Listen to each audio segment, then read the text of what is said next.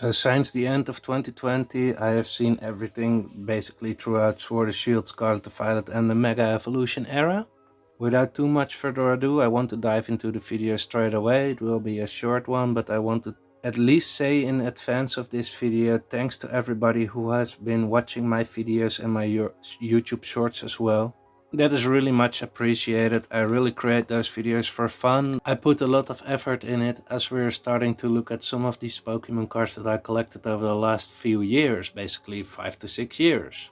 We can see here a really cool Moltres. It's a team up stamped sealed promo. But we move on to some Cosmos foils of the Sword and Shield era. Here we have some Shining cards and also a Cosmos foil. We have multiple variations of this Moltres card up here. We also have the Shattered Glass or the Shattered foil or the Cracked Ice version. And a very funny side story, folks. We have the Cracked Ice Lugia. I purchased 2 copies from someone for 50 cents a piece. And I purchased them as non-foil. So I got them both in Cracked Ice variation. And I said to the seller, hey, I ordered the non-foils. I got those. I purchased them for 50 cents a piece. Those are worth $3 a piece. What do you want to do? He said, you can keep them, thank you for the honesty. So I sold one for $3 back then and now I have one left.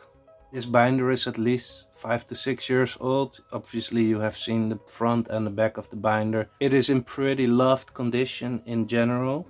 It was my first binder of Pokemon cards after coming back into the hobby. As we move over to the next page filled up with Pikachu Pokemon cards. Now these 2 Pikachu cards played a very prominent role in one of my first YouTube shorts. This is the reverse foil Prism foil Japanese 25th anniversary Pikachu. And then we have the regular one. When I made the short, people called this card fake and I will show you why. Not a lot of people are familiar with this holo foil pattern and it was only exclusive to the Japanese side of the 25th anniversary cards.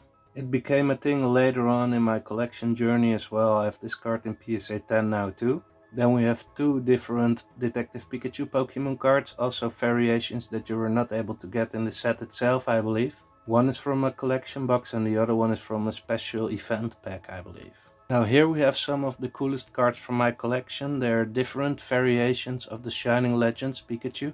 We have the General Mills Cosmos foil, Cracked Ice foil which came in a team deck, and then we have the Water Web which was a regular foil.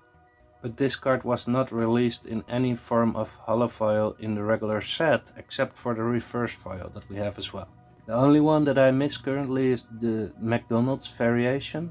Specifically the McDonald's one is very difficult to obtain.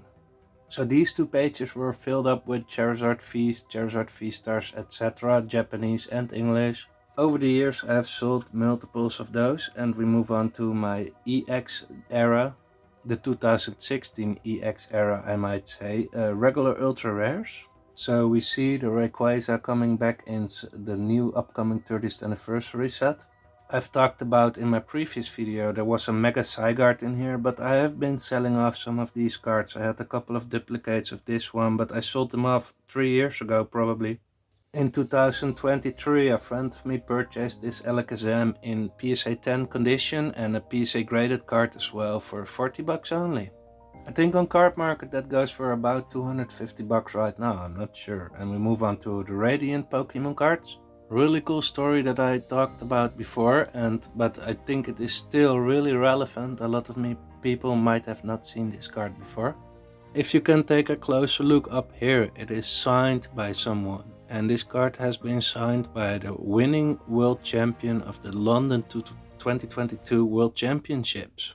The card is signed by Andres Cabal. I had the chance to talk to him. It was really cool. I think this is one of the rarest Radiant Steelix cards in the world. Also one of the first shorts that I made on my YouTube channel.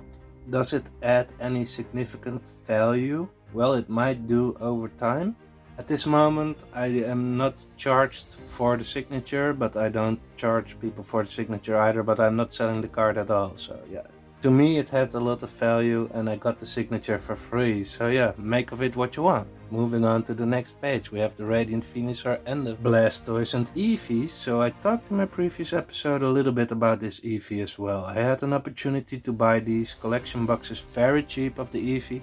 I was relatively new in the first 2 years of me collecting 2 to 3 years. So I didn't purchase those boxes for cheap at all in large quantities. I purchased a couple of them, obviously. I also don't have the Radiant Charizard of the Pokemon Go set, only the one from Crown Zenith that you just saw, but what we do have are a couple of the unpeeled Ditto Pokemon cards.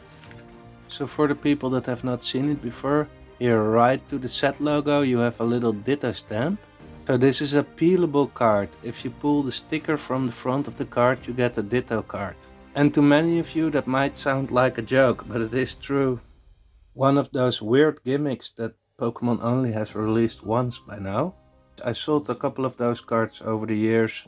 Here we can see in the end of 2020 and the start of 2021, besides opening a bunch of Celebrations products, I also started to collect a little bit older cards. Those were back then a little bit cheaper, not too much cheaper. Some of them are still pretty obtainable, but just like the other EX cards that you just saw a moment ago, we have some more here and break cards too. Over the years I've purchased and sold many of them. Those were some of the first Pokemon cards that I collected back in the end of 2020 and I still kept them all. If I purchased duplicates, I might have sold off many of those. I believe to have been informed that there are multiple variations of this Blastoise EX as well, some from a special collection box and some from the set.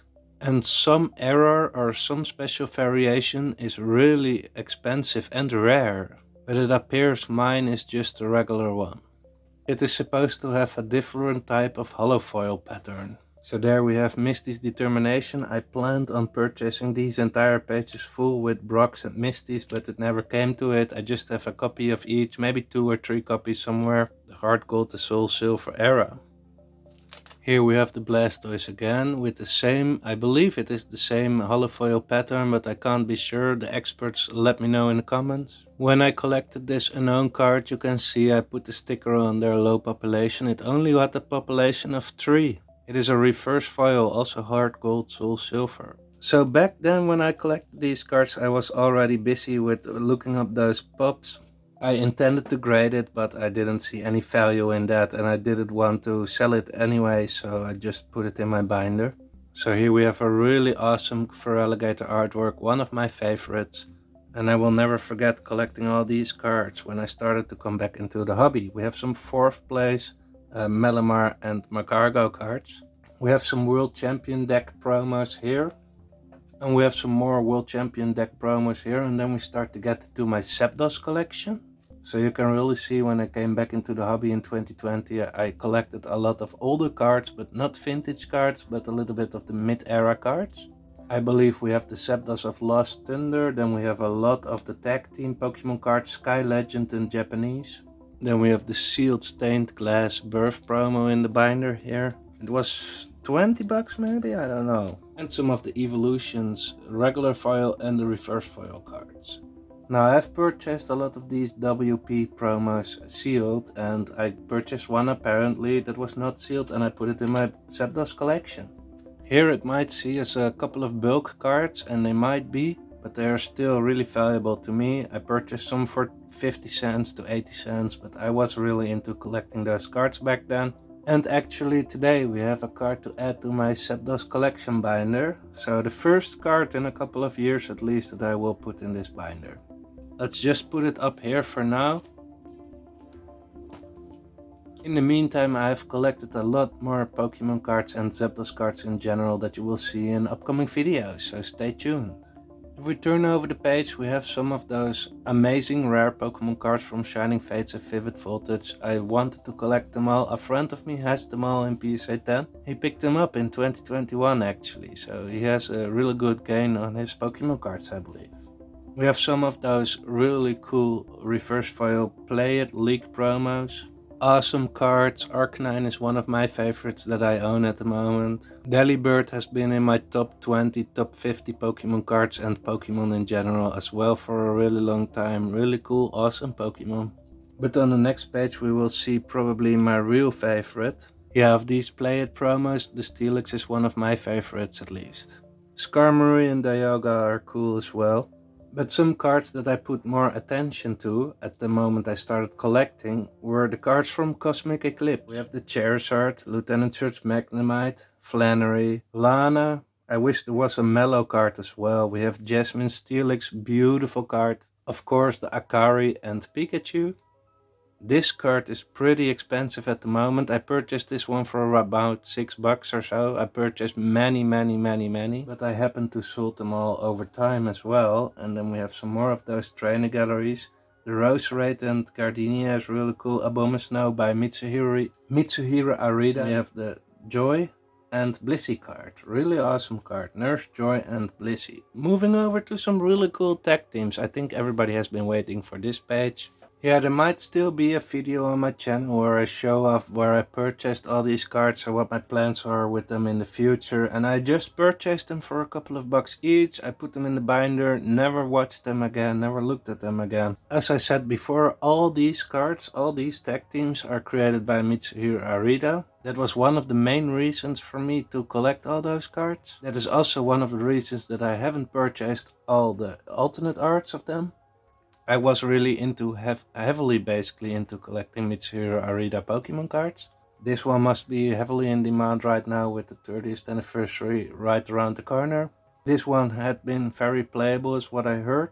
Yeah, in general they're really cool cards, really nostalgic for some people as well. Really memorable to say the least. So I have a couple of these booster boxes sealed as well in Japanese. Moving over to the next page, we have a couple more tag teams, just the regular ultra rares. As we move over to my Mew page. So I started collecting all these cards when they were released, except for this one. Well, I must say I had one on release of this card as well, the WP stamped promo. But yeah, I just never got to sell them. I just kept them in the binder. I kept them when they were released. I pulled them or I purchased them, and yeah, they're still here. Then we have one more Lillian Solgaleo, or Lunala and Solgaleo rather, in English. Can't really remember where it's from, but I saw the holofoil pattern. It might be some Shining set, but it really reminds me of the holofoil pattern of the recently released EX Pokemon cards. Throughout the Scarlet, the Violet and also the Mega Evolution era. It is a really beautiful holofoil pattern and a really beautiful card too. So turning over to the last pages, which are still empty. A lot of new adventures and journey. Showing you some of my most expensive and maybe some of my most prized cards as well. Most valuable cards to me. I collected this when I was a kid, together with my father at one point, first solely. Spending a lot of hours into it, asking every present a Pokemon card booster pack. Opening it up, putting it in the binder. But to me, these cards are really priceless. We have the Raichu. That was the last card that I needed to complete this base set. It's not too bad of a condition, right? We have a little bit of hollow scratches and then we have a few spots of silvering on the edges. But I took this binder to a friend of mine who happened to own a LGS at the time. And he said, "You're crazy, you don't even have a sleeve on these cards." But I said, yeah, they're only sitting in my closet for 25 years already. They're not touched by anyone. I also thought it might deteriorate the condition if you put these cards in sleeves in this binder. Might not be a right fit for them. Those binders were not created to put sleeved cards in there. Anyways, yet again, as always everybody, thanks for watching, have a really great day, and I'll catch you all on the next one. Happy 4th anniversary.